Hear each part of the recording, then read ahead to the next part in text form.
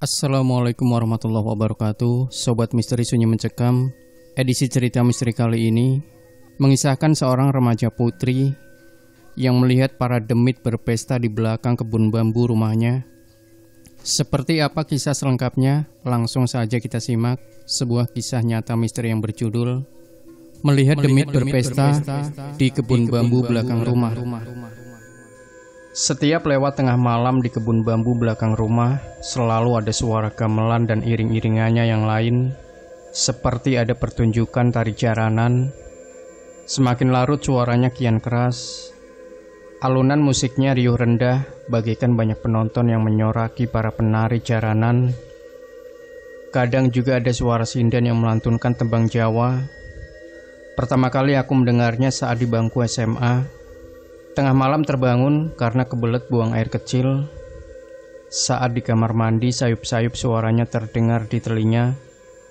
Aku segera keluar dari kamar mandi, masuk ke dalam kamar, menutup tubuh dengan selimut. Suaranya masih terdengar walaupun kian melemah. Lama-kelamaan aku mulai terbiasa dengan suaranya.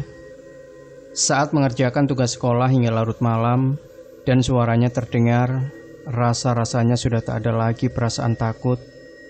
Aku sudah berteman dengan suaranya, ucapku kala itu. Pernah sekali aku menceritakan apa yang kudengar kepada ayah dan ibu, namun mereka malah menganggap ceritaku hanya isapan jempol. Semenjak saat itu, tak pernah aku ceritakan tentang suara itu, kecuali kepada karibku Yeni. Pertemuanku dengan Yeni merupakan jalan untuk melihat apa yang telah tengah terjadi di kebun bambu belakang rumah. Yeni adalah teman dekatku saat di bangku kuliah. Darinya aku mulai tahu sumber suara-suara dari kebun bambu belakang rumah. Dia merupakan salah satu temanku yang sering berkunjung ke rumah. Dia memang memiliki kemampuan mampu melihat makhluk-makhluk tak kasat mata. Pertama kali dia datang ke rumah, dia langsung berjalan ke belakang rumah dan melihat kebun bambu. Ada banyak di sini, ucapnya sambil bergidik ngeri saat itu. Waktu itu Yeni pernah bermalam di rumahku untuk mengerjakan tugas kuliah. Lewat tengah malam, tugas kami belum selesai. Mendadak dia berhenti mengetik, menatapku dengan raut wajah agak ketakutan. "Kamu dengar suara itu, nah?" tanyanya lirih. "Dengar, suara gamelan dan lain-lainnya kan?" jawabku santai. Yeni langsung mendekatiku, tangannya menggenggam tanganku dengan erat. "Tanganmu dingin banget, Yen," kataku. "Di kebun bambumu ada pesta, nah," ucapnya gemetaran. "Pesta apa?" tanyaku polos. "Pesta para penghuni kebun bambu," jawab Yeni.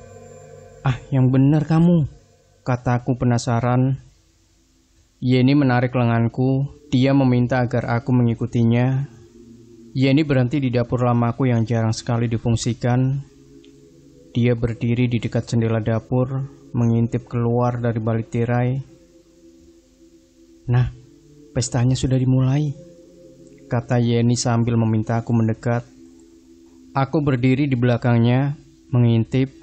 "Sepertinya tak ada apa-apa," ujarku. Mulut Yeni komat-kamit membaca sesuatu yang tidak kupahami. Lalu tangannya menutup kedua mataku. "Bukalah matamu dan kamu akan melihatnya. Mereka sedang berpesta," ucap Yeni. Apa yang dikatakan Yeni memang benar apa adanya. Aku bisa melihat dari segi mata batin bahwasanya di kebun bambu belakang rumah memang ada pesta para makhluk tak kasat mata. Mereka menari-nari layaknya manusia. Ada penabuh gendang.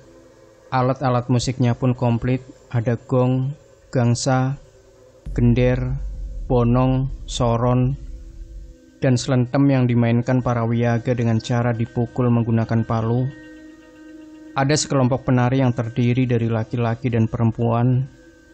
Para penari menarikan tari jaranan dengan lemah gemulai. Lalu ada dua sinden yang sedang bernyanyi, parasnya cantik sekali bagaikan putri. "Kamu sudah lihat, nah?" tanya Yeni.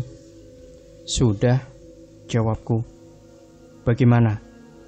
tanya Yeni. Mereka memang sedang berpesta. Namun aku melihat ada kesedihan di wajah mereka. Mata mereka mengeluarkan air mata darah. Jawabku. Yeni bergidik ngeri. Aku rasa mereka hanya berpesta. Namun aku terganggu dengan makhluk besar berbulu hitam yang berdiri di tengah rimbunya pohon jambu. Mana? Tanya aku penasaran.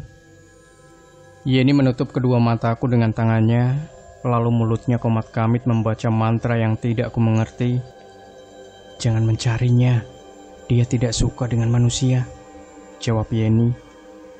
Mereka sedang berpesta, tapi terlihat menyedihkan, tanyaku. Yeni menepuk bahuku. Entahlah nah, besok akan aku cari tahu jawabannya bersama bapak, jawab Yeni. Keesokan harinya, Yeni menepati janji. Ia mengajak bapaknya yang bernama Pak Darmo untuk mengecek kebun bambu belakang rumah. Yeni tidak mengizinkanku untuk memasuki kebun bambu. Aku diminta untuk menunggu di dekat pintu belakang dapur. Kulihat Pak Darmo menaburi sesuatu saat mereka sedang berjalan ke dalam kebun bambu. Pak Darmo memang paranormal.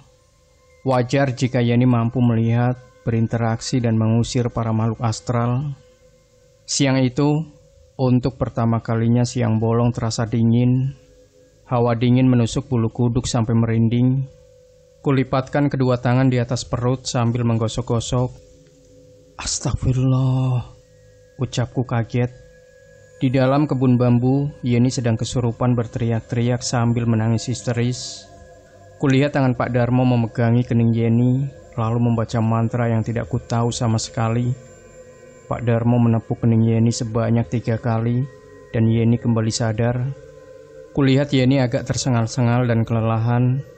Pak Darmo menyuruhnya untuk meminum air yang dibawanya.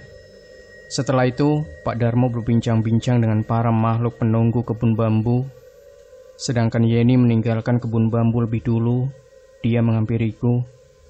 Kenapa wajahmu pucat sekali, Nah? Tanya Yeni santai. Kamu baru saja kesurupan, jawabku. Yeni menepuk bahuku. Karena aku kesurupan, makanya aku dan bapak jadi tahu asal-muasal mereka. Bagaimana ceritanya? Tanya aku penasaran. Dahulu kala, sebelum para kolonial Belanda datang, kebun bambu itu adalah lapangan untuk perayaan warga atau pesta rakyat. Para kolonial Belanda datang menghancurkan lapangan itu, merubahnya menjadi lapangan latihan tembak para tentara, jawab Yeni. Dan akhirnya aku jadi tahu apa yang sebenarnya terjadi di belakang rumahku, tepatnya di kebun bambu itu. Dengan kejadian itu, aku tak pernah lagi menghiraukan suara-suara gamelan Jawa atau alat-alat musik Jawa lainnya. Prinsipku adalah kalau tak ingin diganggu, maka jangan kita mengganggu. Demikian Sobat Misteri Sunyi Mencekam. Jangan lupa berikan komentar Anda, like, share video ini, subscribe channel Sunyi Mencekam, dan kembali nantikan cerita-cerita misteri terbaru dari kami. Wassalamualaikum warahmatullahi wabarakatuh.